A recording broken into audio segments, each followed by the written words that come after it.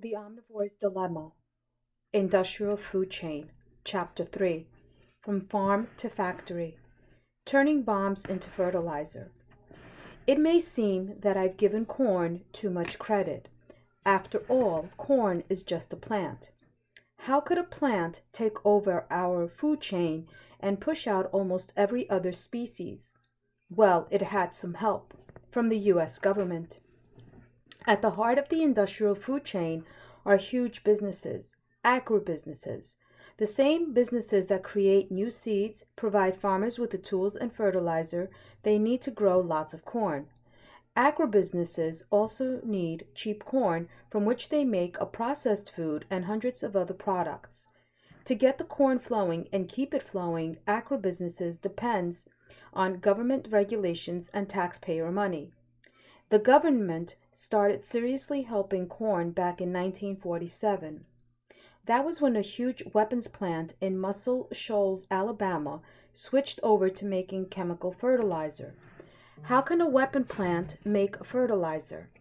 Because ammonium nitrate, the main ingredient in many explosives, happens to be an excellent source of nitrogen, and nitrogen is one of the main ingredients in fertilizer.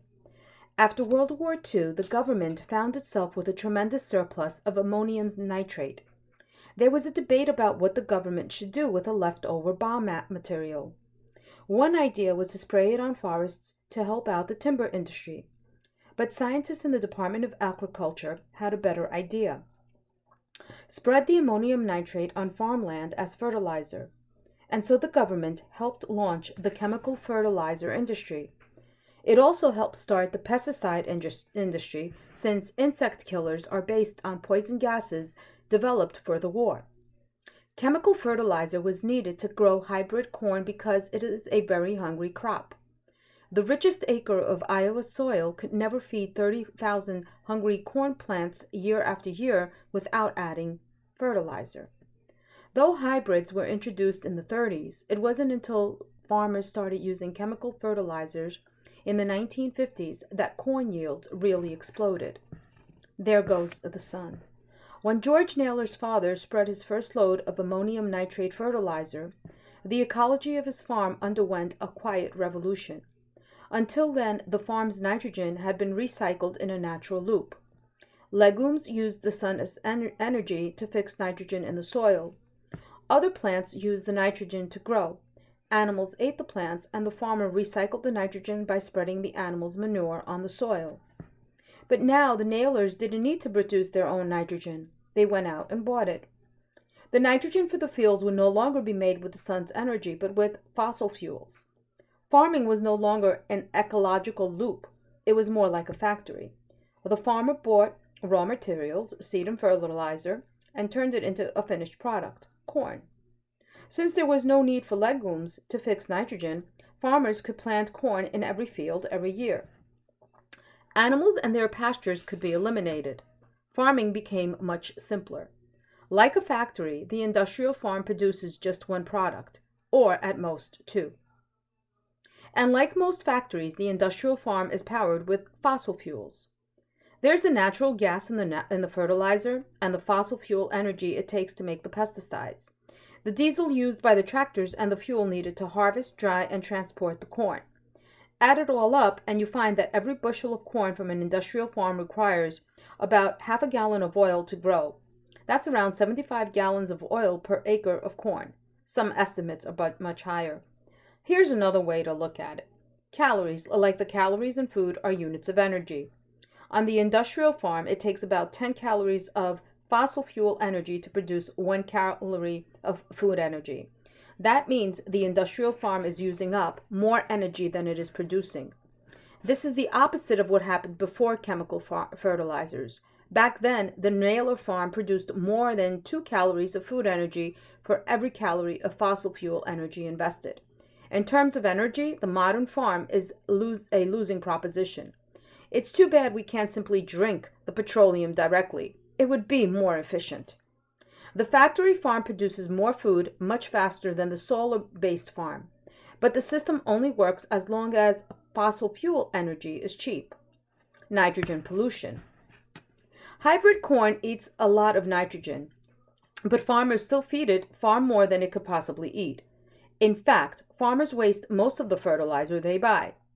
Many farmers put down extra just to play it safe. They say you only need 100 pounds per acre. I'm putting on closer to 180, Naylor explained to me, a bit sheepishly. It's a form of yield insurance. But what happens to the 80 pounds of man-made nitrogen that Naylor's corn plants don't take up? Some of it evaporates into the air, where it creates acid rain. Some of it turns into nitrous oxide, a gas that increases global warming. Some of the extra fertilizer seeps down to the groundwater. Because of this, the Naylors don't drink the well water on their farm. When I went to pour myself a glass of water in the kitchen, George's wife, Peggy, made sure I used a special faucet connected to a water filter system. As for the rest of the extra nitrogen, the spring rains wash it off Naylor's fields, carrying it into drainage ditches. Eventually, it spills into the Raccoon River. From there, it flows into the Des Moines River and down the Mississippi to the Gulf of Mexico. There, in a strange twist of nature, the fertilizer winds up poisoning the ocean. The flood of extra nitrogen causes a wild growth of algae, and the algae take up all the oxygen in the water, smothering the fish, killing them. The nitrogen runoff has created a hypoxic or dead zone in the Gulf that is as big as the state of New Jersey, and still growing. Rich fields, poor farmers. The industrial food chain makes some people very rich. Big agribusiness companies take in billions of dollars in profit. Yet, one person who is not getting rich from the mountain of corn is the American farmer. George Naylor is all about going broke, and he's doing better than many of his neighbors. His farm might feed 140 people, but it doesn't support the 4 lives who live on it. They have a garden and some laying hens, but don't grow most of their own food. The farm doesn't produce enough income to pay their bills. The family only gets by because of the paycheck George's wife, Peggy, brings home for her job, and because of a subsidy check from the U.S. government. If the American farmer is more productive than ever before, how come so many farmers are going broke? One morning, after George had his crop planted, I sat down with him at his kitchen table, and we talked about the problem. The answer is a little complicated, but it boils down to this. The price of corn is kept low by government policies. The low price means there's plenty of cheap corn for the industrial food chain. It means cheap animal feed to produce cheap meat and cheap high fructose corn syrup for soft drinks. It means corn can stay king of the supermarket, but it also makes it hard for the average farmer to stay in business, even with government payments. In the United States, the price of corn is usually below what it costs to grow it. For example, when I visited George Naylor in 2005, it cost him about $2.50 to grow a bushel of corn. That cost includes things like fertilizer, seed, pesticide, and gas for the tractor and combine. But that year, the price the grain elevator co-op paid for a bushel of corn was only about $1.45. At that price, Naylor could have lost more than $1 on every bushel of corn. With prices like that, how can Naylor and the other corn farmers stay in business? Because the government pays them part of the difference. In some years, nearly half the income of America's corn farmers comes from government checks. It is these checks or subsidies that keep corn and soybean prices low. Yet the payments are never quite enough to cover expenses. That's why Peggy Naylor has to have a job off the farm. That's also why a lot of farmers go out of business or just give up and retire. I asked George Naylor why he doesn't grow something besides corn, and he laughed. What am I going to grow here? Broccoli? Lettuce? The grain elevator is the only buyer in town, and the elevator only pays for corn and soybeans. The government will give payments to farmers for all the corn they can produce, but not for growing vegetables or fruit. Besides, Naylor has the equipment to plant corn and soybeans. He doesn't have the equipment to grow that lettuce or broccoli or anything else. George Naylor finds himself in the same trap as all the other corn and soybean farmers in America. When prices fall, the only way they can stay in business is to find a way to grow even more corn or soy. One way is to boost yield per acre. That means using more chemical fertilizer or maybe trying new hybrid or GMO seeds. Another way is to rent more farmland, maybe from your neighbor who has given up. After all, if you already have the tractor and machinery, it doesn't cost much more to farm another 100 acres or another 500. This means bigger and bigger farms, worked by fewer farms. It means more fertilizer pollution, and it means even more corn on top of the bulging mountain of corn. And that's the catch. As farmers produce more corn, the price falls even more. Then the only thing an industrial farmer like George Naylor can do is try to grow even more corn. It's a vicious circle. Prices go lower, but the mountain of corn gets higher. The high price of cheap corn. Okay, so farmers like George Naylor are having a hard time. Everyone agrees that that's a bad thing. But isn't the system still doing what it's supposed to do? Doesn't it produce cheap food for the American people? The problem is that government policies don't really give us cheap food. It only gives us the kinds of cheap food made from corn and soy. Your soft drink or hamburger may be cheaper, but that's because taxpayers have already paid for that part of it.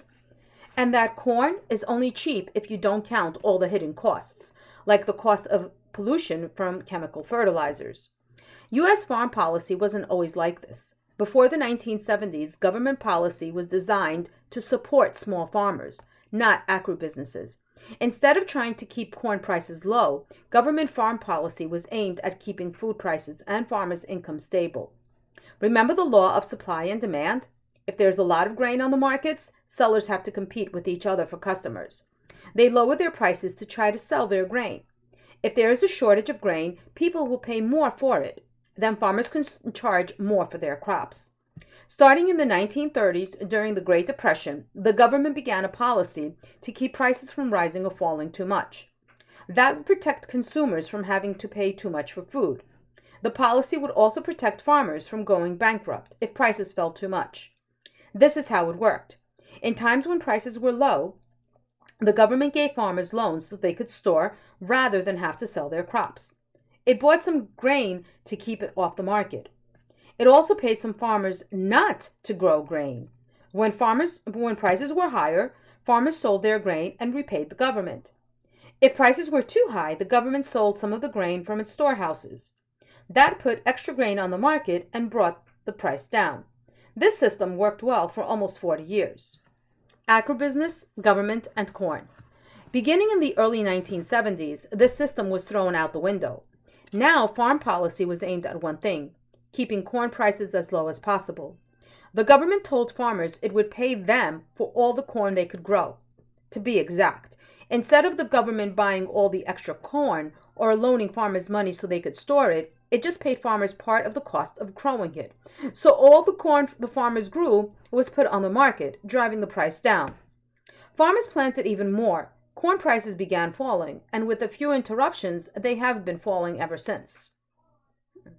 Why did government policy change to favor growing more and more corn? Did corn somehow sneak into Washington and change the laws? No, even King Corn couldn't do that. Instead, one of corn's best friends did it. Big agribusiness corporations, the same ones that need cheap corn for their mills, helped write the very laws that set farm policy. This is a farm policy that is not designed to help farmers. Lower corn prices drive farmers out of business. Small family farms get replaced with large industrial farms. Meanwhile, agribusinesses like Cargill and Archer Daniels Midland and food companies like Coca-Cola and McDonald's make billions thanks to cheap corn and soy. This policy makes it cheaper to buy a corn-sweetened soft drink than whole vegetables, fruits, and grains. But most of all, this policy helps corn to take over our land, our food industry, and even our bodies.